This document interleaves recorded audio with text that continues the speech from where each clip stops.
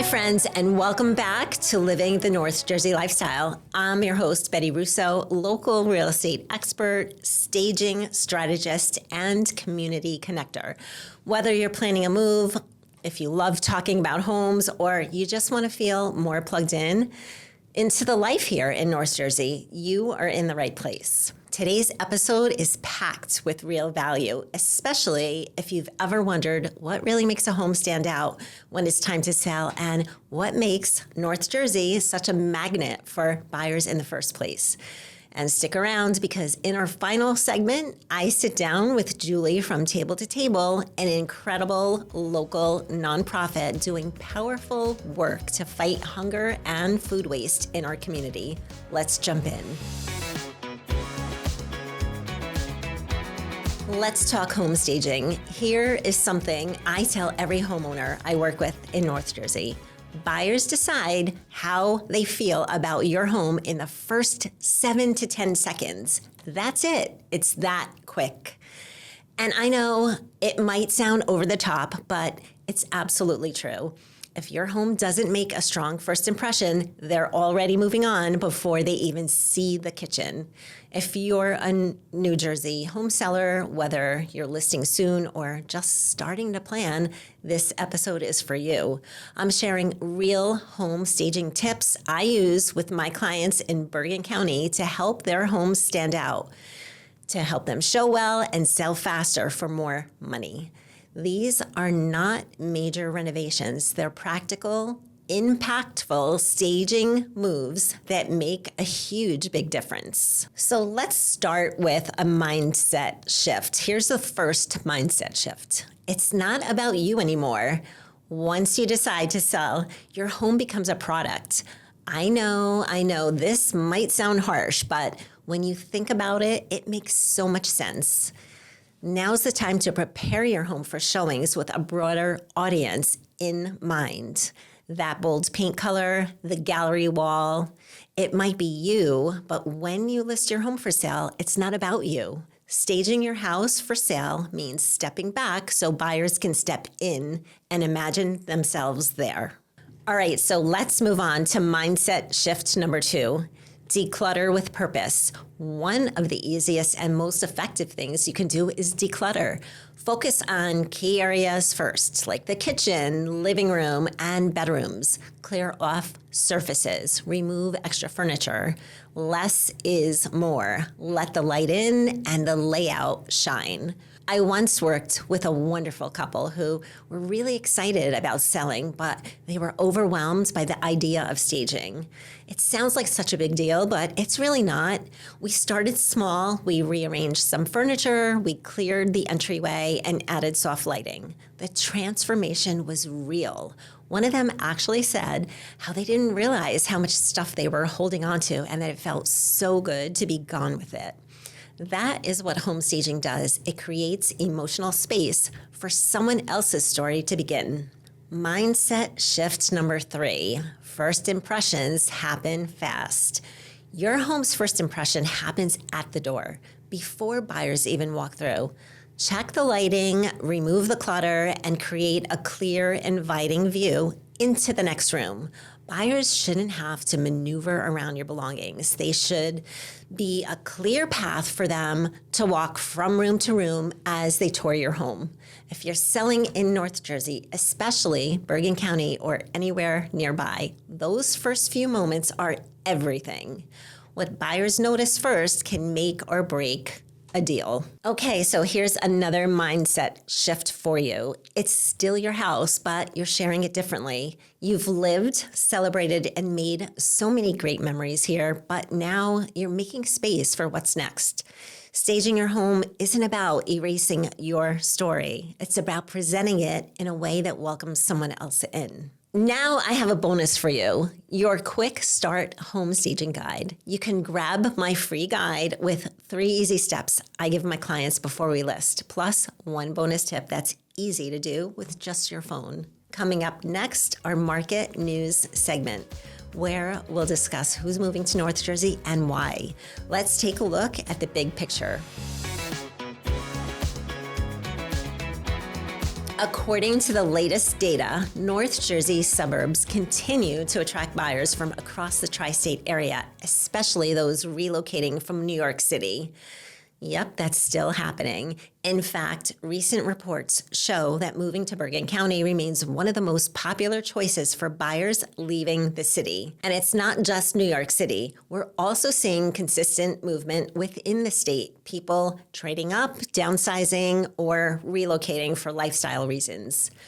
Towns across Bergen, Passaic, and Morris counties are drawing in families looking for more space, commuter access, and great schools. What's interesting is the diverse mix of home buyers. In Bergen County, we're seeing first-time buyers in their late 20s and early 30s, Gen Xers upgrading to larger homes, and even retirees looking for low-maintenance options close to amenities and healthcare. While high interest rates have cooled parts of the national housing market, real estate demand in New Jersey remains strong. Low inventory and the lifestyle appeal of towns with vibrant downtowns and transit access are keeping the housing market in North Jersey competitive, especially in that $600,000 to $1 million range. So what does this mean if you're thinking about selling in today's housing market?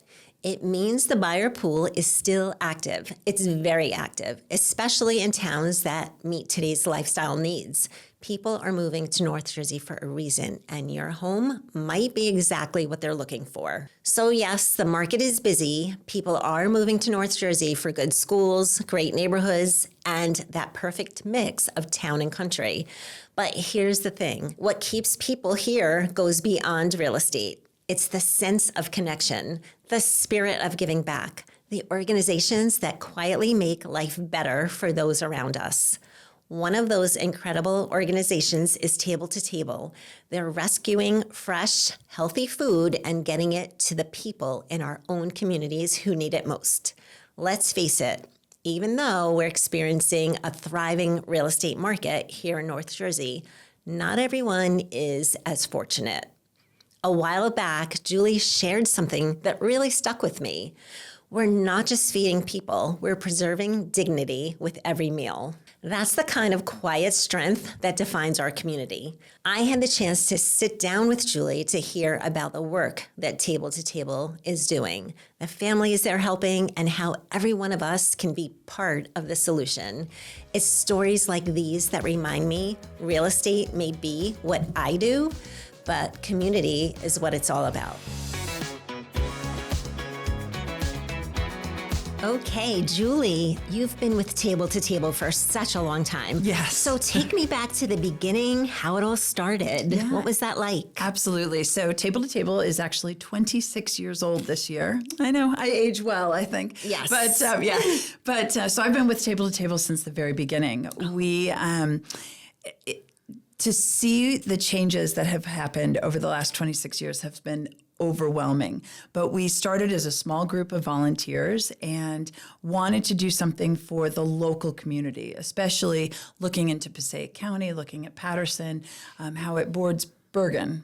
That's a huge difference. So we really looked to do something more local. And we reached out to some national charities to ask if they wanted to participate with us, and they didn't. So we reached across the river to City Harvest. That's right. Yes, That's right. yes. Okay. I've told you all this before. Yes. Mm-hmm. So we reached across the river to City Harvest, and City Harvest had their hand full. New York City, 5 boroughs, they've got their hands full. So, but they did really help us. We still consider them to be a big sister. They helped us establish a board. They really kind of pushed us in the right direction. So in 1999, we received a refrigerated van donated, and we started with our very first pickups and very first deliveries. We started Whole Foods in Edgewater was one of our very first donors. Mm-hmm. Good Shepherd in Patterson, one of our very first recipients. Okay. So yeah, it's been quite a ride over the last 26 years. My goodness, I didn't realize it was 26 years. I know, I'm shocked every time. Where's the time going? Right, exactly.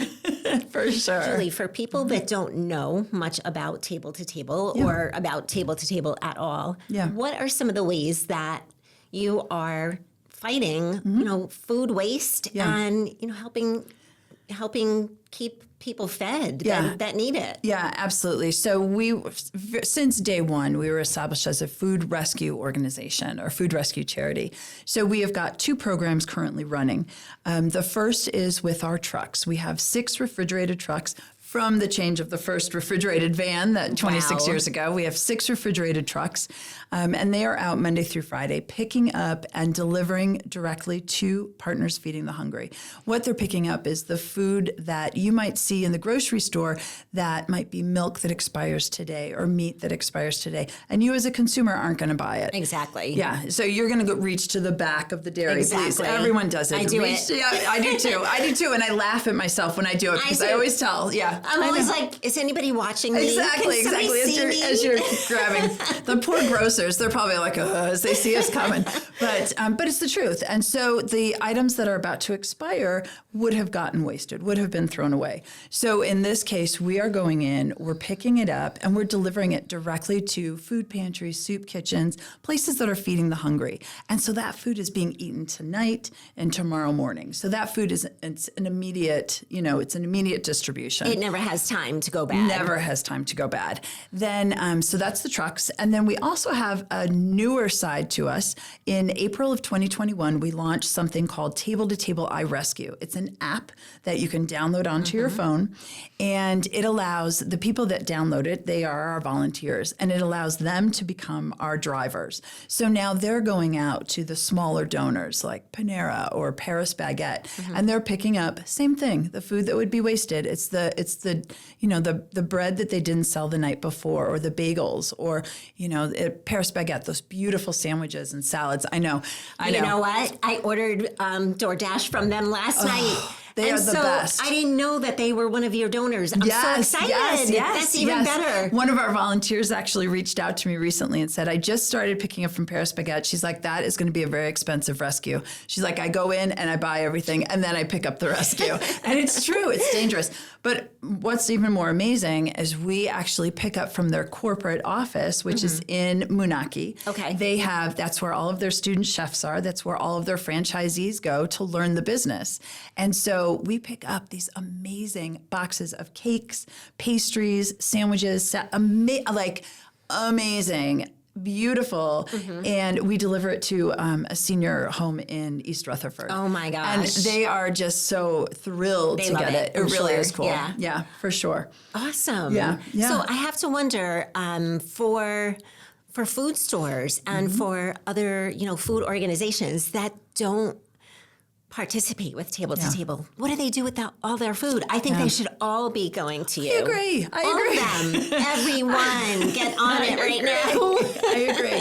Yeah, and some are composting. I mean, you can't take that away from the composters. That's a great thing. It's a wonderful thing. But if it's food that can still be eaten, it needs to be donated. There is a point when it just has gone too far and it's not able to donate. Then that can be composted. What we're also seeing some of the grocery stores do is taking that produce specifically and quickly putting it in their prepared food department where they're using it to cook salads and make soups and things. We understand that too. We never want to actually jeopardize a business. We don't want to take food off of their shelves. What we want is the food that would go to waste, that we know is perfectly good to eat. So we really have some amazing donors that we work with, Whole Foods, Acme, Trader Joe's, like really some impressive, in Sarah ShopRite, amazing, like really some incredible donors. Right. Wow. Yeah. That's awesome. We're super, super lucky. Yeah. It makes so much sense. And I feel like that's such a great idea. Like, who came up with the idea to even do this? Right. It's amazing. It's true. And 26 years ago when we started in this world, we were truly the only ones doing it. We still kind of tout that we are the first food rescue, first and only dedicated food rescue in the state of New Jersey. I can say so many other people are doing it now. And it's a good trend. It's a wonderful trend. They followed our lead. I'll take that. Yep. But yeah, it's definitely a good trend. It's important. It just makes sense. With 40% of the food that's produced in this country going to waste, I just can't even imagine. That's insane. Yeah, the amount of people that we could feed with that money is just, with those pounds is just incredible. Yeah. Can you walk us through the behind the scenes? Yeah, absolutely. So we talked about Panera and Paris Baguette. I think a really good example is Wawa. Crazy, like when Wawa came north, everybody was so excited. I remember, the Wawa stores that my daughters, they apparently have the best ice, the spiciest Dr. Pepper. I don't know what that's all about. Ice? Yeah, the best ice. I don't know. That's a kid thing, I think. But what the Wawa Corporation has agreed to is donating those breakfast sandwiches that they have out on the counters. They're wrapped and they're in like that heated box. They have a time limit that they can be out. So as soon as they hit that time limit, or right before they hit the time limit, they grab them and they freeze them. And we are able to pick those up. And so we are picking up from all of the Wawas. And that really is a gift. With Wawa, taking those, freezing them, a volunteer will then take a thermal bag and go and pick them up. The staff member from Wawa will go back, grab the crates of sandwiches, and we could get, it ranges. Sometimes it's 10 sandwiches, but sometimes it's 3 crates worth. It just all depends. Per Wawa? Yeah. Per Wawa. Wow. Yep. Yeah. And so we pick them up, and a great story, we deliver them to Market Street Mission up in Morristown. And I had pulled up one time and I felt like I had an abundance of Wawa sandwiches. And I was kind of like, I'm so sorry. I always like to deliver produce or, something. And he was like, are you kidding me? I eat, and this is a guy living in the shelter. He's like, I eat one of these every morning. It's my favorite breakfast. And I was like, okay, done. I've done something good then, you know. 100%. But it's true. This, it's so silly, but it really is an important donation to us. And it's something that the staff does at Wawa, that corporate has agreed to. And it's something that we know is safe because it's frozen immediately. It's picked up in the thermal bag and it's delivered to them still frozen. And then they can heat it up in the microwave and cook it. So I'm glad that you said that, because I was thinking this is something big that Wawa has incorporated to how their stores work on a day-to-day basis. Yep. This is this process for this. Here's what we do with it. Yeah. And all the stores are doing it. Yeah, all of the Wawas are doing it. We even have Chick-fil-A's that at their time when they can no longer sell that certain product, and in our case it's the chicken nuggets, the chicken fingers, and mac and cheese. And they will freeze it. Again, we get it frozen. We'll pick it up, and it's these huge bags of chicken nuggets and mac and cheese and beautiful product, again, beautiful product that would have gone to waste because when it hits that certain temperature, if it's not refrigerated or chilled down properly at the, it goes bad. So they save it for us. And the one up in Ramsey, we're actually picking up, and we deliver it directly to a senior apartment building that is lower, affordable care type place. Okay. And the activities manager there breaks everything up and puts them in individual meals and then hands the seniors meals. So they're able to then just heat up, chicken nuggets and mac and cheese for dinner. It's not something you want them to eat every single day, but what a gift. Truly what a gift. Is calling my name. Oh, for sure. Those chicken nuggets too, I gotta admit. Man, we are a bad customer. Chicken nuggets, we're reaching in the milk, So funny. But that's amazing. Yeah, that is amazing. And I bet for anybody who's listening, I wonder if you have even thought about this before. Where does all that food go? Yeah. It's so good to know that it's not getting thrown away. Yeah, absolutely. It's when I get home bed at night, I can absolutely lay my head down and just be really proud of what we do, because we are feeding a tremendous amount of people. I think we estimate around 500,000 people in just northern New Jersey now that we're feeding. And that's a huge amount of people. And you're feeding those people on a weweekly basis. On a weekly basis. Wow. Yeah. That's huge. Yeah, it's huge. In the 5 counties, Bergen, Hudson, Essex, Passaic, and Morris. And I'll tell you some of our numbers. And then last year we saved about almost 24 million pounds of food. Wow. Yeah. So that's also helping the environment. Can you imagine that amount of food going into landfill? No, obviously it would decompose over time, but that's a lot of food. Yeah, that's it's a long tremendous time. amount of food. Yeah. So this just makes sense. It makes more sense than we can even explain. It does. Yeah. And we never even talked about it on that level. It's true. That's we really haven't. interesting. Every time I talk to you, I learn something new. I know. That's good. That's good. Yeah. Volunteers are such a big part of what Table to Table does. Absolutely. And you talked a little bit about that, but can we go a little deeper on that? Like, what do they do? How do they help you achieve your mission? Yeah, absolutely. So when we first founded Table to Table, we were all volunteers, first of all. But what we were doing was really fundraising. We were hosting these amazing events. We still have amazing events, but we were hosting these amazing events, and they were run by volunteers. The auction items were found by volunteers. The chefs were asked by volunteers. It was all volunteer. Now we have a staff doing that. However, we since the app launched in 2021, we really found a great use for volunteers. Before, when you're doing the events, super fun, not very soul touching. You don't really get to see what's really happening. Super fun event. You've volunteered an event. I know you. It was super fun. I was right? selling the 50/50s. It was right. awesome. I was just like, I have 3 left. I don't remember how much they were. That's right. That's right. And somebody was like, I'll take 1. I'm like, take 3. And they're like, okay. Yeah. It's a great night. Super fun. fun. Table to Table are super supportive. Absolutely. Absolutely. We have an incredible group that follow us and that support us. But to be a volunteer, sometimes you really want something that is going to touch you, that almost brings you to tears in some cases, and something that you can really be proud of. I feel like volunteering should be that exactly. Yeah. When I volunteer for an organization or for anything, it's something that I want to volunteer for. Absolutely. Not just for the sake of volunteering. Yeah, something that you can be proud of. Exactly. And something that you want to tell people about and share what you're doing. And that you're excited to do. Yep, absolutely. Right. So with the addition of this app, the volunteers download the app, like I said, and then they are able to go out and do these rescues. And we have every age doing them. We have seniors doing them, who are newly retired and looking for something to do. We have young kids doing them with their parents, because this is something that a 10-year-old could do. Mm-hmm. The parent takes them out, they're not driving their own car, but the parents are driving, and they're going into these stores and they're getting the donations. It's a great opportunity for them to learn. What a great lesson. Huge. Mm-hmm. High school students, college students, when they need those hours, phenomenal. We have a group at Seton Hall University.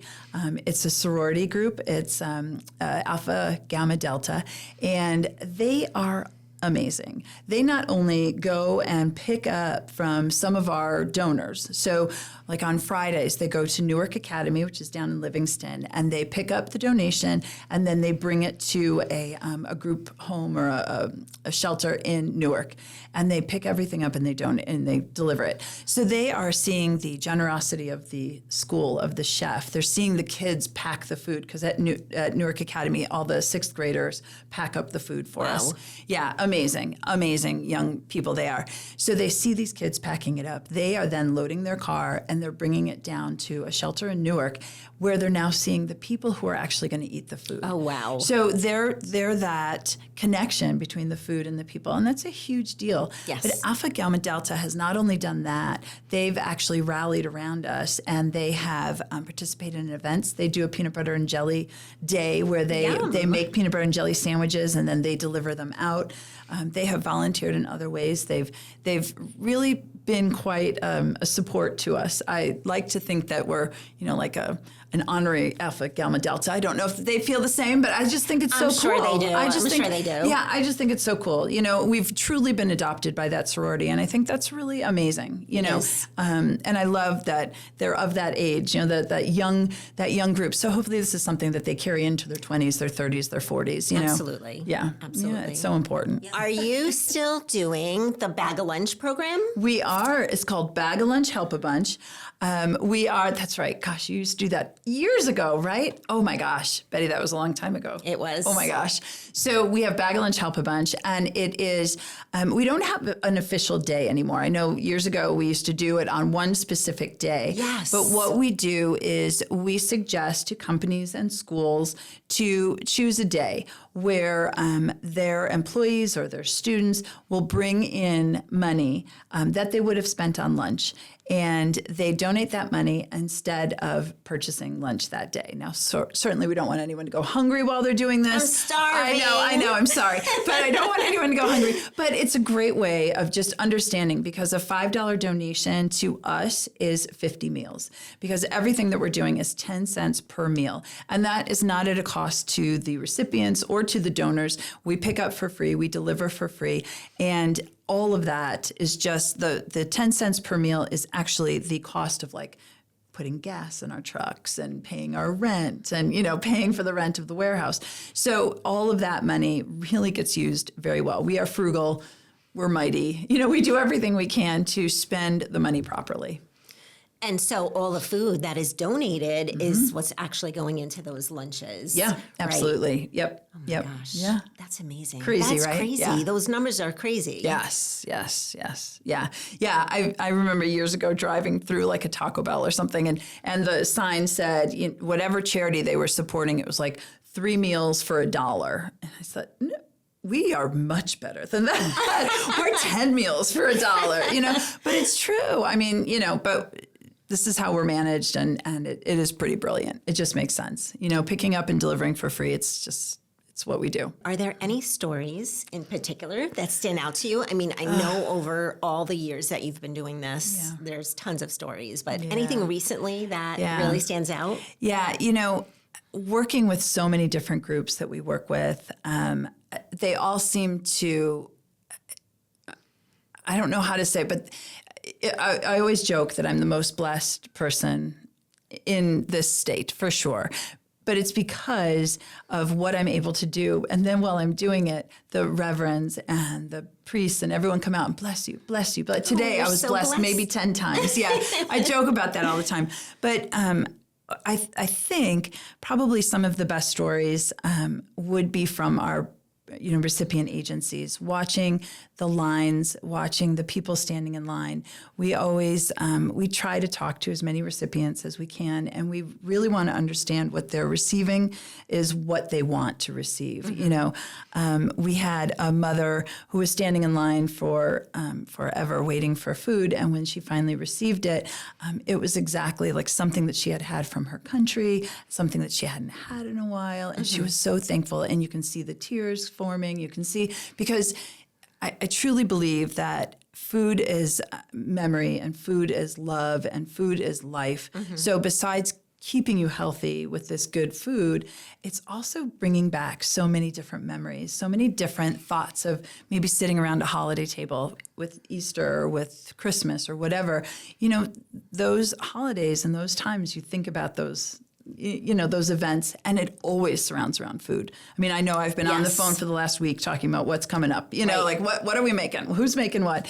And to be able to give someone that opportunity, to be able to give them that opportunity to sit around a dinner table for the first time, because they might not have enough food to put on their dinner table. So maybe they don't sit. And Sue down at Franciscans in Fairview was telling us how the young kids love to see the products from 365 at Whole Foods, because to them that's like fancy food. Whole Foods, yeah. For us it's fancy food too. But they felt that they were like one of the cool kids when they brought like a yogurt or something that said 365 on it.